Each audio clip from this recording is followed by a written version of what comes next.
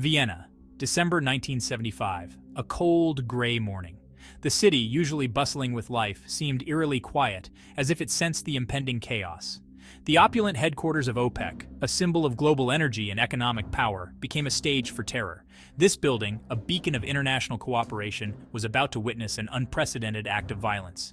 A group of heavily armed men stormed the building, their faces obscured by balaclavas. They moved with military precision, their intentions clear and deadly. They took over 60 hostages, including oil ministers from around the world. These were not just any hostages. They were key figures in the global energy sector, making the stakes incredibly high. The world watched in horror. News of the siege spread like wildfire, and people everywhere were glued to their television screens, unable to look away from the unfolding drama. Leading the audacious operation was a young man with piercing eyes and a steely resolve. His demeanor was calm, almost unnervingly so, as he orchestrated the chaos around him. His name was Ilich Ramírez Sánchez, a name that would soon be etched into the annals of history for his audacious acts of terrorism. The world would come to know him as Carlos the Jackal, a moniker that would become synonymous with fear and ruthless efficiency. This was his most daring operation yet. The meticulous planning and execution left no room for error, showcasing his tactical brilliance. The air crackled with tension. Every second felt like an eternity as the hostages waited, their fate hanging in the balance. The hostages huddled together, their faces etched with fear. They clung to each other, seeking comfort in their shared terror. Carlos, a charismatic and ruthless figure, addressed them with a chilling mix of revolutionary zeal and cold-blooded pragmatism. His words were calculated, designed to instill both fear and a twisted sense of respect. He demanded the release of imprisoned Palestinian militants. This was not just a hostage situation, it was a political statement, a bold move on the global chessboard. His voice, amplified by a loudspeaker, echoed through the streets of Vienna, a stark reminder of the world's vulnerability to terrorism. The message was clear. No one was safe, and the world was watching. Ilich Ramírez Sánchez was born in Venezuela to a wealthy Marxist lawyer. His early life was marked by privilege, but also by a strong ideological influence from his father. His father, a fervent admirer of Lenin, named his three sons Vladimir, Ilich, and Lenin, reflecting his deep commitment to Marxist principles and revolutionary ideals. Young Ilich grew up surrounded by revolutionary ideals. His home was filled with discussions about social justice, equality, and the need for radical change. He witnessed the stark inequalities of Venezuelan society firsthand. The contrast between his own privileged upbringing and the poverty around him left a lasting impression. He developed a burning desire for social justice, immersing himself in Marxist literature and the works of revolutionary thinkers. These readings fueled his growing discontent with the status quo. His path, however, would take a dark turn. The idealism of his youth began to morph into a more militant and radical approach to achieving his goals. He joined the Venezuelan Communist Youth, where he found a community of like-minded individuals who shared his revolutionary zeal. He received training in guerrilla warfare in Cuba, learning the tactics and strategies that would later define his militant career. This training was rigorous and transformative. His commitment to the cause led him to the Middle East, a hotbed of revolutionary fervor. Here he found new allies and a broader stage for his activities. In Beirut, he joined the Popular Front for the Liberation of Palestine, or PFLP. This organization provided him with a new sense of purpose and direction. The PFLP, led by the enigmatic Wadi Haddad, became his new family. Haddad's leadership and vision deeply influenced Ilich's own revolutionary path. He embraced the Palestinian struggle as his own, seeing it as an extension of his fight against imperialism and oppression. He honed his skills as a fighter and strategist, becoming a key figure in the PFLP's operations. His journey from a privileged child to a revolutionary militant was complete. Carlos quickly rose through the ranks of the PFLP. He earned a reputation for his ruthlessness and tactical brilliance. He planned and executed a series of high-profile attacks. His targets included airlines, banks, and government buildings. His nom de guerre, Carlos, was inspired by the fictional terrorist in Frederick Forsyth's novel, The Day of the Jackal. He became a ghost, moving silently through the shadows. He was a master of disguise. He cultivated a network of informants and safe houses across Europe and the Middle East. His ability to evade capture made him a legend in the world of international terrorism. Governments feared him. Revolutionaries hailed him as a hero. Carlos's reign of terror could not last forever. His notoriety made him a prime target for intelligence agencies worldwide. The Mossad, the CIA, and other intelligence services were hot on his trail. His network began to crumble. Trust became a luxury he could no longer afford. Betrayal lurked around every corner. Former comrades, motivated by fear or reward, turned against him. His world, once defined by revolutionary zeal, became a treacherous labyrinth of suspicion and paranoia. The walls were closing in.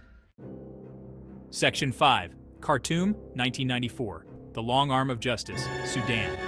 August, 1994. Carlos, now in his mid-40s, had become a liability even to his former sponsors.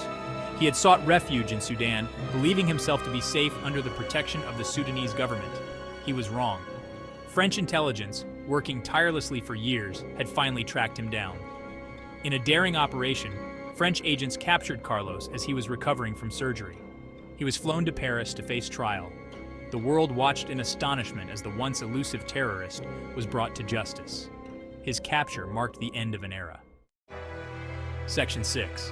Inside the mind of a terrorist. The psychology of Carlos the Jackal. What drove Carlos to embrace terrorism? Was he a cold-blooded killer or a misguided revolutionary?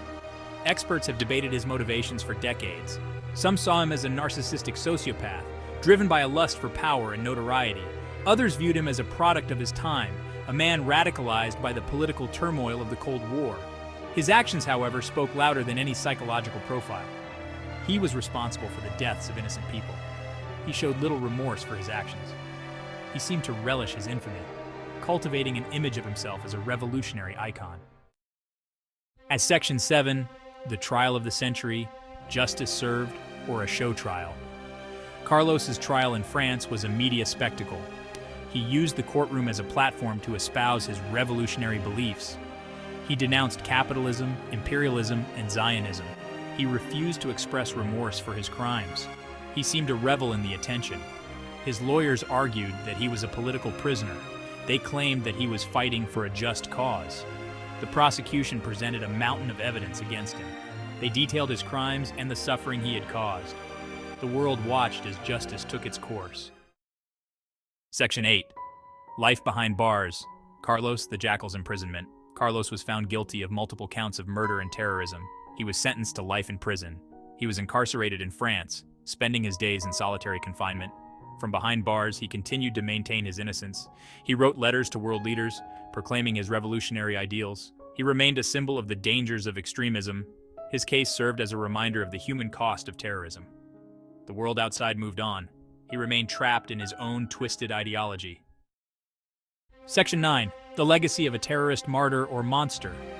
Carlos the Jackal left behind a complex and troubling legacy. To some, he was a revolutionary icon, a Che Guevara of his time. To others, he was a cold-blooded killer, a symbol of the senseless violence that plagues humanity. His actions continue to be debated and analyzed. His story serves as a cautionary tale about the seductive power of extremism. It highlights the dangers of ideology taken to its logical extreme. It forces us to confront the dark side of human nature. Section 10. The world after Carlos terrorism in the 21st century. The world has changed dramatically since Carlos the Jackal's reign of terror. The Cold War has ended.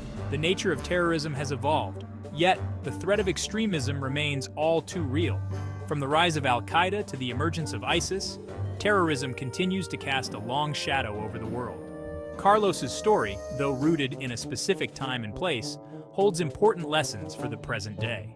It reminds us that terrorism is not a new phenomenon. It is a complex and multifaceted problem with deep historical roots. It requires a nuanced understanding of the factors that drive individuals and groups to violence. Section 11. Conclusion: the enduring shadow of Carlos the Jackal. Carlos the Jackal's life was a study in contradictions. He was a man who could have chosen a different path, one that utilized his intelligence and charisma for the betterment of society. Instead, he chose a path of violence and terror, using his talents for evil. His ability to captivate and manipulate those around him made him a formidable figure.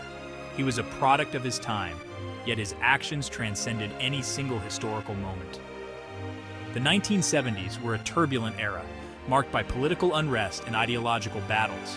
Carlos the Jackal thrived in this environment, becoming a symbol of the era's chaos.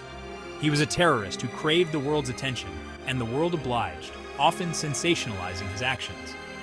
His story, though disturbing, continues to fascinate us. It serves as a grim reminder of the lengths to which individuals will go to achieve their goals. It forces us to confront uncomfortable truths about ourselves and the world we live in. We are compelled to examine the societal conditions that allow such figures to rise to prominence. It reminds us that the battle against terrorism is not just a fight against individuals or groups. It is a complex struggle that involves addressing the root causes of extremism. It is a fight against the ideologies that fuel violence and hatred. These ideologies can take root in any society at any time, making the fight against them a perpetual challenge. It is a fight that continues to this day. The legacy of Carlos the Jackal serves as a stark reminder of the ongoing need for vigilance and the importance of addressing the underlying issues that give rise to terrorism.